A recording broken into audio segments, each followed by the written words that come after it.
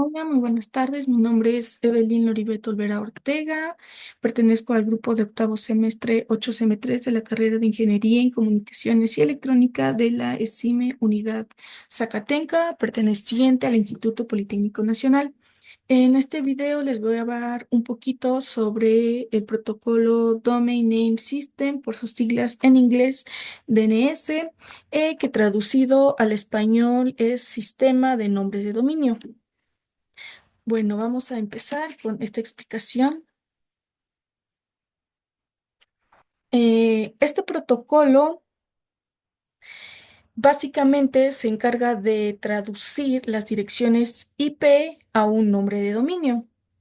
Eh, Nosotros los seres humanos trabajamos con texto, o es mucho más fácil para nosotros recordar palabras que números. Entonces, nosotros trabajamos con letras y un router trabaja con direcciones IP, que es una serie de números. Para nosotros es muy difícil recordar todas las direcciones IPs de todas las páginas web que existen en Internet. Entonces, nuestro protocolo DNS se encarga de traducir estos números a un dominio. Aquí tenemos un ejemplo.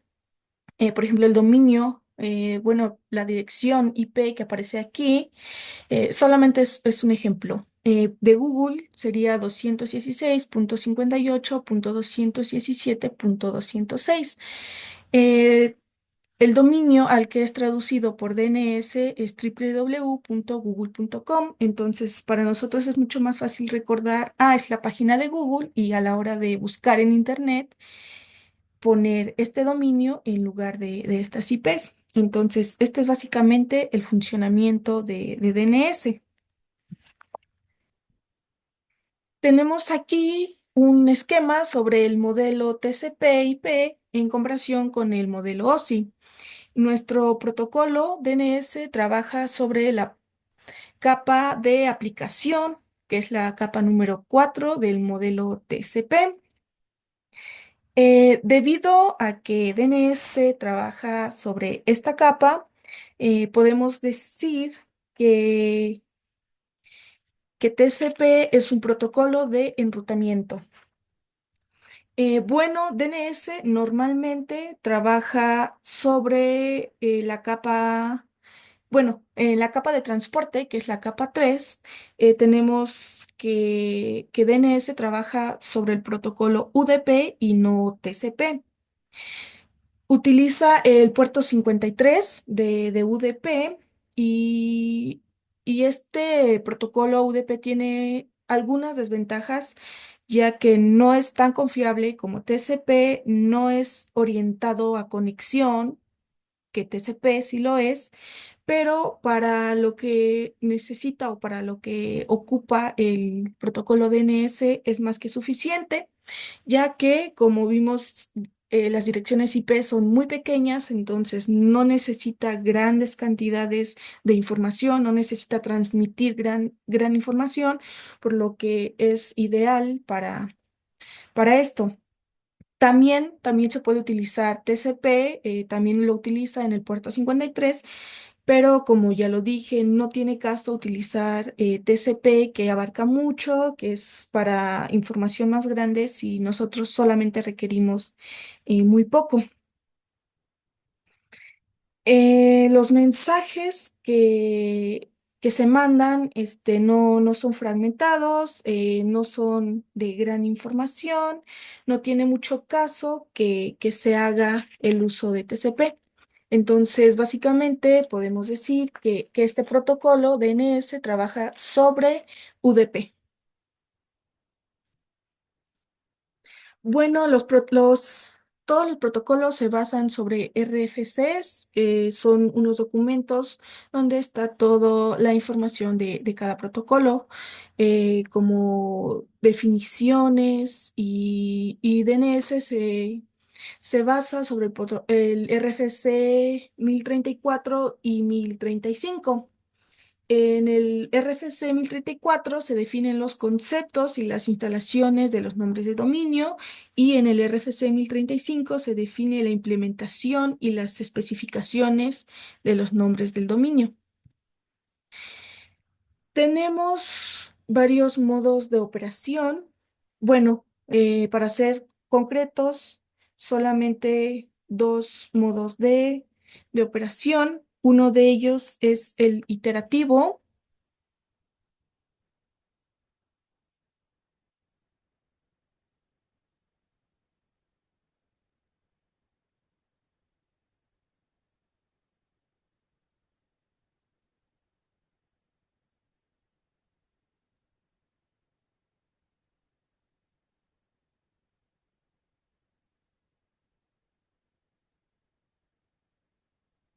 Bueno, antes, perdón, antes de hablar de estos modos de operación, había mencionado que nuestro protocolo DNS es un protocolo de enrutamiento debido a que trabaja sobre la capa de aplicación.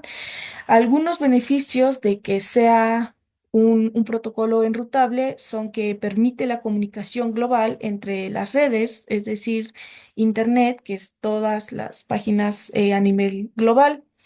Además, soportan aplicaciones como navegaciones web y correo electrónico, que son, ya lo dije, redes globales y no solamente redes locales, pero también tiene desventajas el ser un protocolo enrutable, ya que está más expuesto a ataques como intersecciones, y para evitar esto es necesario implementar varias medidas como filtrado y cifrado, y más adelante hablaremos un poquito sobre estas amenazas que tiene nuestro protocolo DNS. Y aunque está configurado para ser enrutable, se puede configurar para ya no serlo. Es un poquito más complejo, pero se puede hacer como una medida de seguridad.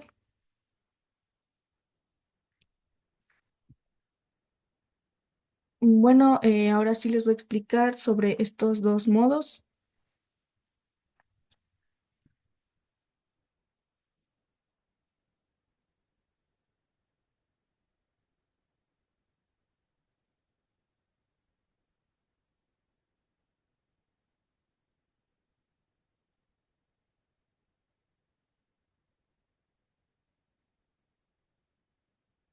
Como dije, les voy a explicar sobre estos dos modos. El primer modo es el modo iterativo. Este enfoque se da donde los clientes de DNS realizan consultas secuenciales a servidores DNS. Lo primero que se hace es solicitar al servidor raíz específicamente el nombre completo del dominio. Después de hacer esto, el servidor responde con la dirección que se solicitó del servidor DNS y este proceso se hace sucesivamente hasta encontrar el servidor que tiene el mapeo del nombre a la dirección IP. Este método no es muy utilizado, pero bueno, no es muy utilizado porque toda la carga recae en el cliente. Entonces, no llega a ser muy útil. El segundo modo que tenemos es el modo recursivo. En este procedimiento, el cliente DNS solicita a su servidor local primero que se verifique si ya se conoce la respuesta. Si esto es real, si ya se conoce la respuesta, la envía inmediatamente, ya sea por el nombre que está al mismo subdominio o porque almacena o por almacenamiento en el cache. Si el servidor local no tiene la respuesta que se solicitó a DNS, se realiza una consulta a los servidores raíz. Y al recibir esta información la envían al cliente, que es para la respuesta de su servidor. Este modo, el modo recursivo, también llamado indirecto, eh, recae toda la carga sobre el servidor DNS y ya no sobre el cliente, como lo vimos aquí en el modo iterativo. Por esta parte, el modo recursivo es un poco más utilizado, es más conveniente. es más conveniente para que el cliente pues no tenga tanta carga. La mayoría de los clientes de NEUC se utilizan este modo, el modo recursivo, para optimizar las búsquedas. Los servidores DNS almacenan la respuesta en caché por un tiempo determinado, lo que mejora la rapidez, pero también permite procesar los cambios de la red de forma óptima. El protocolo DNS, además de traducir, o bueno, como ya lo mencioné, una forma de decirlo es traducir las direcciones IP en un nombre de dominio, también tiene otros servidores que no son tan sonados o no es su principal funcionalidad, pero también nos proporcionan estos servicios. Uno de ellos es Alia de Host. Un host es como un nombre largo o complicado, puede tener, es más fácil, bueno, puede ser más allá, más fáciles de recordar y el nombre original se llama, canónico y suelen ser más fácil de memorizarlos. Entonces, este es otro servicio que nos proporciona. Además, tenemos el alias del servidor de correo para que las direcciones de correo electrónico sean más fáciles de recordar. Se usan alias simples como el @gmail.com, @hotmail.com. Entonces, esto es mucho más fácil de recordarlos y además el nombre real del servidor del correo puede ser más largo y más complicado que estos acrónimos de Hotmail, Gmail. Entonces también es muy útil en esta parte del correo electrónico. Otro servicio que nos proporciona es distribución de carga. El DNS también se usa para repartir el tráfico entre servidores replicados como los servidores web. Entonces, por ejemplo, una página con .com tiene varios servidores con distintas direcciones IPs, pero todos son del mismo nombre de host. Bueno, este es otro de los servicios que nos proporciona el DNS. Ahora vamos a hablar un poquito sobre el espacio de nombres. Es difícil gestionar una gran cantidad de nombres que cambian constantemente. Para nosotros, los seres humanos, es muy difícil gestionarlos. Para esto, las direcciones incluyen informaciones jerárquicas como país, estado, dirección, ciudad. Entonces, para evitar estas confusiones entre personas con el mismo nombre, se usa el DNS, que funciona de una manera similar. En Internet existe la Corporación de Internet para la Asignación de Nombres y Números. eh, Su acrónimo es ICANN, doble N. Entonces, esta asociación admite el nivel más alto de la jerarquía de nombres. Fue creada en 1998 para gestionar el sistema de nombres de dominio, ya que Internet se convirtió en algo global, de gran economía, entonces era imposible que una persona pudiera organizar por sí todo esto, lo que se hizo crear esta organización.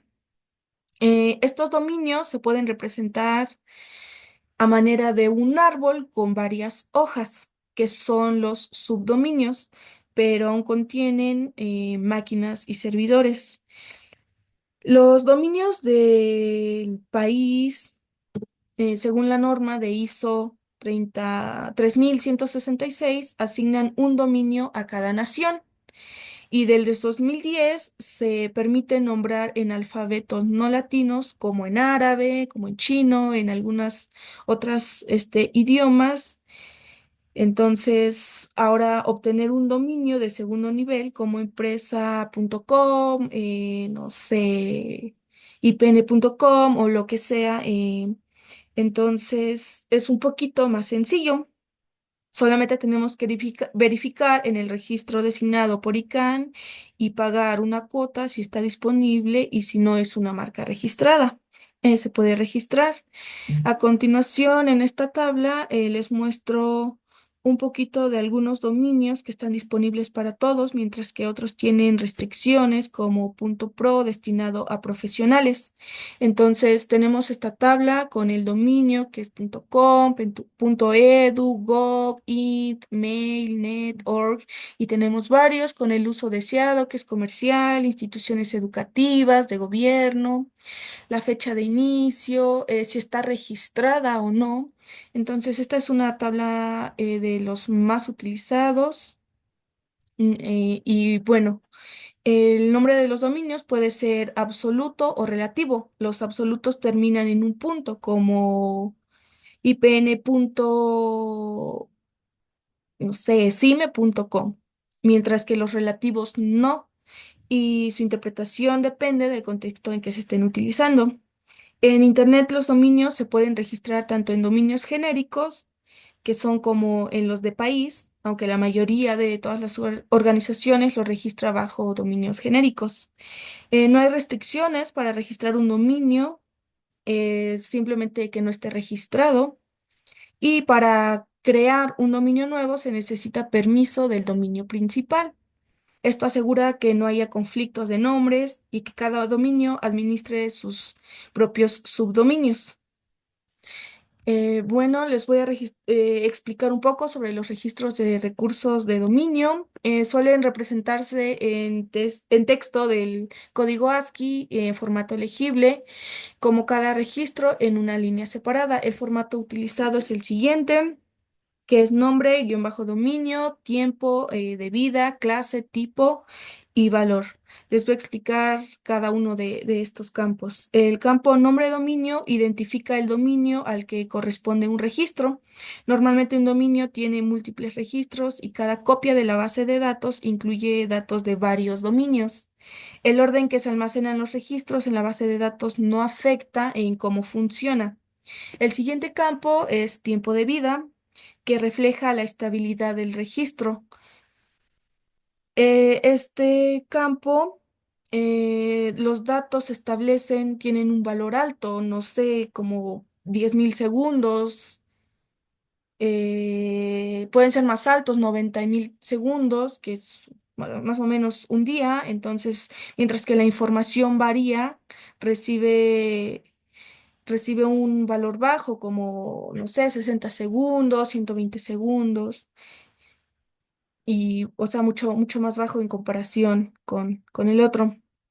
El tercer campo que tenemos es clase, que generalmente se trata de información de Internet, aunque existen, bueno, se genera, bueno, generalmente es IN cuando se trata de información de Internet, aunque existen otros códigos para datos fuera de Internet que son muy poco o muy poco comunes en la práctica.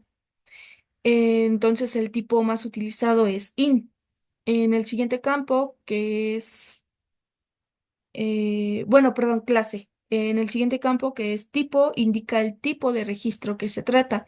Hay muchos tipos de registro de DNS, los voy a explicar. Aquí tenemos una tabla con los tipos más comunes de DNS, los más importantes, que es SAO, inicio de autoridad y parámetros para esta zona. Tenemos el tipo, significado y valor.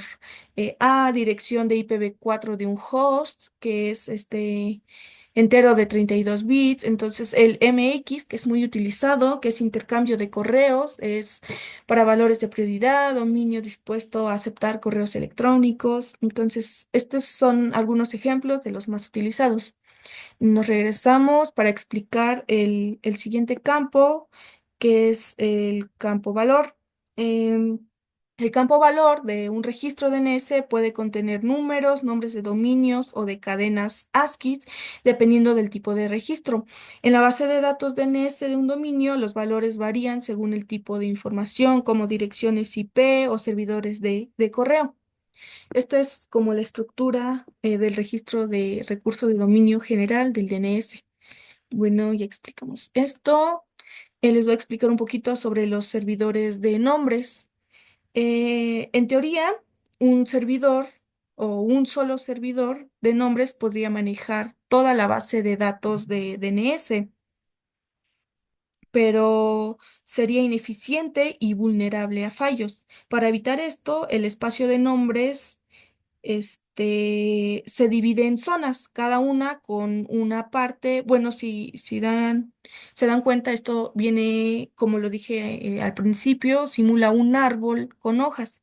Entonces, cada uno de estos es una parte de este árbol del DNS.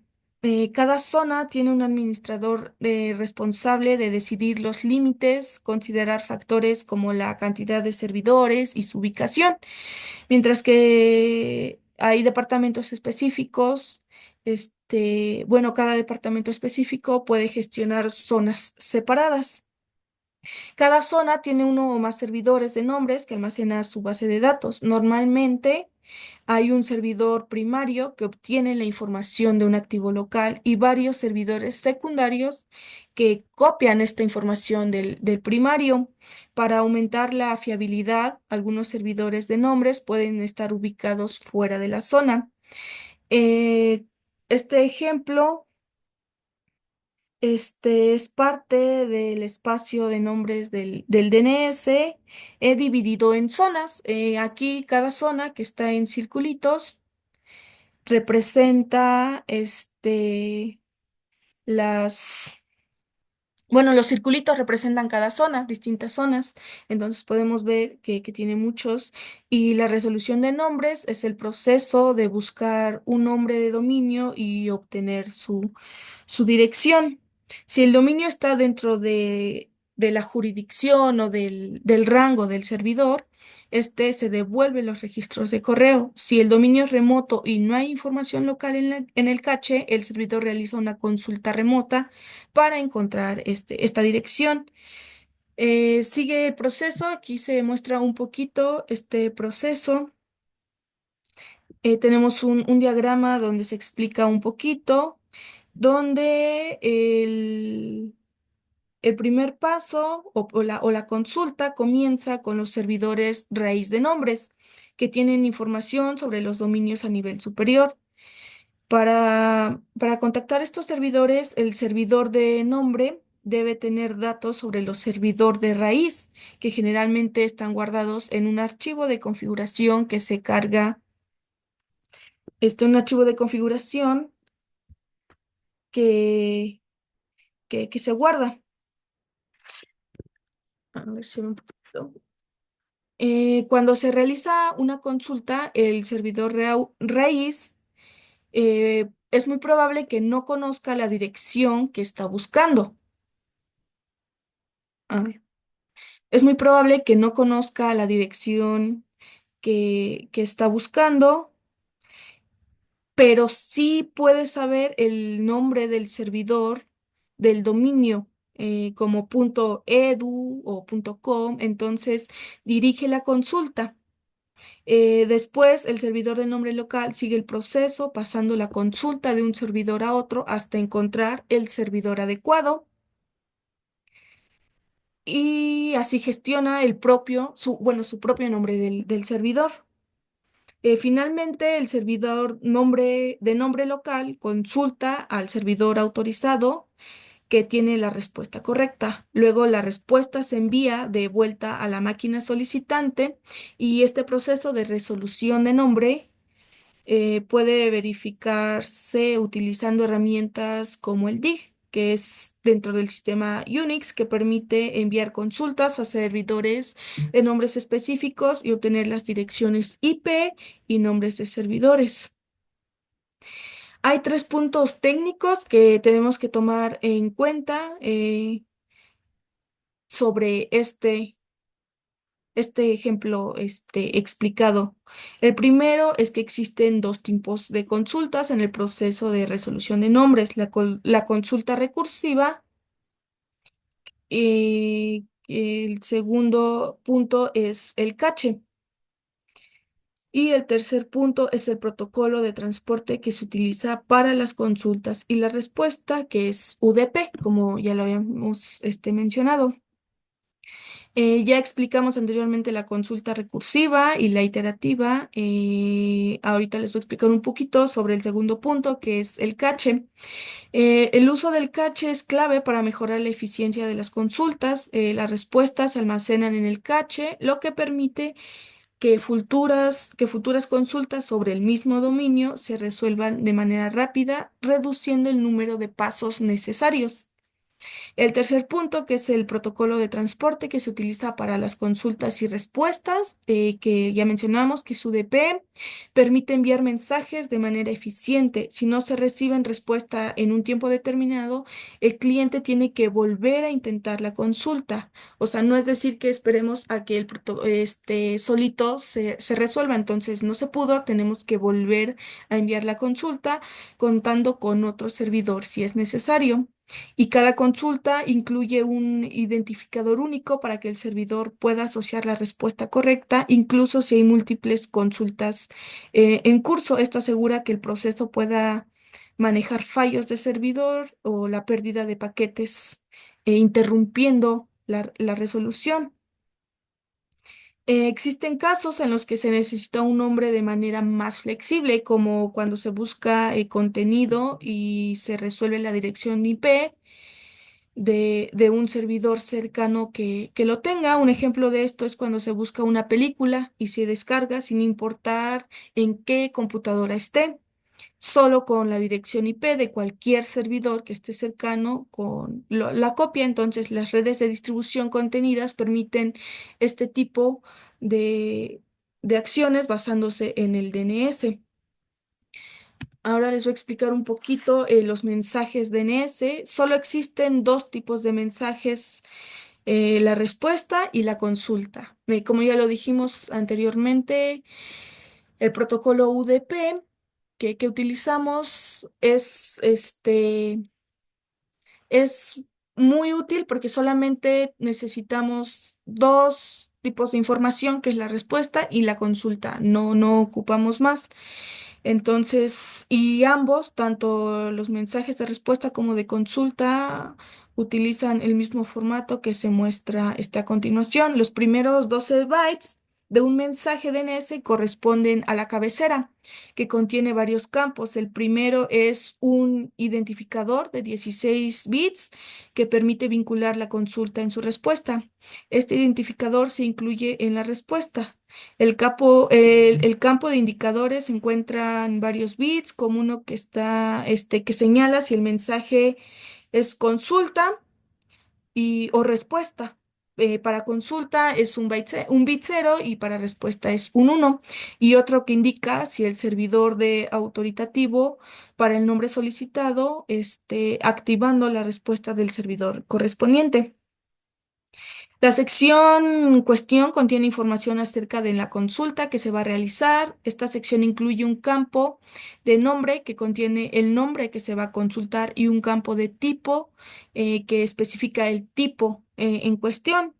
En la respuesta de un servidor DNS, la sección de respuesta incluye los registros relacionados con el nombre consultado y cada registro tiene un tipo, como lo habíamos dicho anteriormente, MX, NS, A, AAA.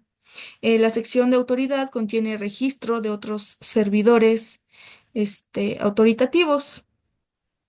Bueno, ahora pasamos a las principales amenazas de DNS. Como ya lo había comentado, de acuerdo a que es un protocolo enrutable, es muy vulnerable a varias amenazas. Una de ellas es el spoofing, que el DNS, spoofing o suplantación de DNS es un tipo de ataque en el que el atacante o el hacker envía respuestas falsas a una solicitud del DNS, haciendo que el sistema DNS entregue una dirección IP incorrecta. Entonces, uno como cliente no se da cuenta porque dices, ah, yo solicité una dirección IP, me están regresando una dirección IP, pero durante este proceso, el atacante, el hacker, te manda una dirección IP fake, este, que no es la que esperabas.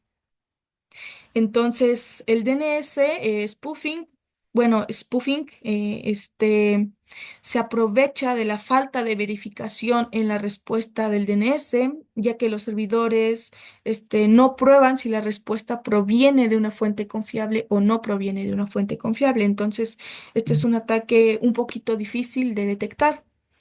Otra amenaza que tenemos es el envenenamiento de caché. El envenenamiento de caché también ocurre cuando un servidor DNS recibe información falsa que se guarda en su caché y es utilizada para futuras solicitudes. Si un atacante puede introducir datos equivocados en el caché de un servidor, los usuarios pueden ser redirigidos a otra dirección IP, a una dirección IP falsa durante un periodo pues largo. En este tipo de amenazas, el ataque es peligroso porque afecta al caché del servidor y la respuesta incorrecta puede mantenerse por un largo tiempo. Otra amenaza que tenemos es el ataque de DDoS, de negación de servicios distribuidas. Este tipo de ataques son las amenazas más comunes de DNS. Es un ataque donde un servidor DNS alcanza una red de dispositivos conocidos como botnet para enviar un volumen muy grande de solicitudes DNS hacia el servidor, saturando la capacidad de respuesta y provocando su caída. Cuando los servidores DNS están bajo ataque, no pueden proceder a la solicitud original y se interrumpe el acceso al sitio web y los servicios que dependen de ellos. Entonces es una de las amenazas más comunes. Para obtener o minimizar este tipo de amenaza, tenemos varios protocolos de seguridad que se pueden aplicar a DNS. Uno de ellos es DNSSEC, que es un conjunto de extensiones de DNS que proporcionan una capa adicional de seguridad. eh, Consiste en la autentificación de la respuesta DNS. Otro de ellos es el DNS sobre HTTPS, que es DOH. Es una extensión también de seguridad que cifra las consultas DNS mediante protocolo HTTPS, lo que hace que la solicitud sea privada y difícil de modificar o de interceptarla. Otro protocolo es el DOT, que significa DNS sobre TLS, que es de seguridad, que también cifra las consultas de DNS, pero utilizando protocolo TLS. Entonces, estos son los protocolos que podemos utilizar para minimizar el tipo de ataques. Podemos llegar a la conclusión que que analizar detalladamente el protocolo DNS, es muy probable o es muy posible que nos demos cuenta que es una tecnología mucho más funcional en Internet de lo que creemos. Tal vez lo vemos, lo utilizamos todos los días, pero no nos damos cuenta de su presencia, no nos damos cuenta de la importancia que tiene y lo tomamos como algo pasajero, pero es muy importante aprender un poquito sobre este protocolo para evitar precisamente fraudes, evitar que nuestra información personal sea expuesta y tener pues un poquito más de privacidad en lo que navegamos en Internet. Este sistema es un poco robusto, no está extenso de desafíos, lo que ya lo dijimos, es muy, muy vulnerable. La seguridad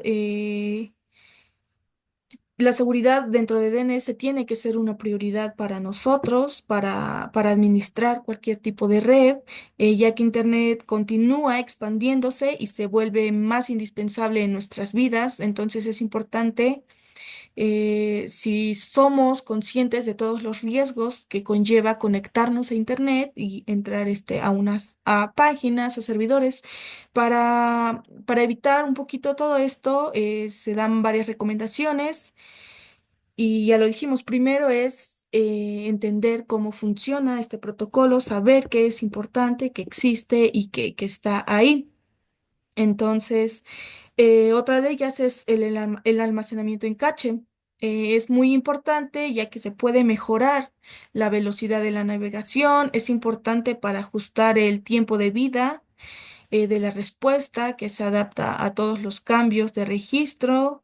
Además de esto, limpia y revisa nuestro caché. Bueno, limpiar y revisar nuestro caché es importante porque nos ayuda a evitar que se almacene información incorrecta o que ya no nos sirve, que es obsoleta, que ya no es importante. También tenemos que tener en cuenta es la configuración de los servidores para limpiar las consultas y tener acceso únicamente a usuarios autorizados y monitorear estas consultas para tener mayor protección. Es importante que los usuarios sepan, ya que hay muchos problemas por desinformación. eh, También se puede utilizar para optimizar el rendimiento de los servidores en línea. No solamente es una medida de seguridad, también es para optimizar un poquito más la velocidad, los servicios que tenemos, la privacidad. Entonces, aunque el DNS es una herramienta simple en la navegación, es esencial para cuidarnos, para aplicar estas recomendaciones. Estas recomendaciones no solo es para mejorar la experiencia de los usuarios, sino también para fortalecer la infraestructura de Internet, que es un conjunto. Entonces, a manera general, esto fue un poquito del protocolo DNS. Muchísimas gracias por su atención y espero que sea de gran utilidad estas recomendaciones, que las apliquen. Y eso sería todo de mi parte y muchas gracias por todo.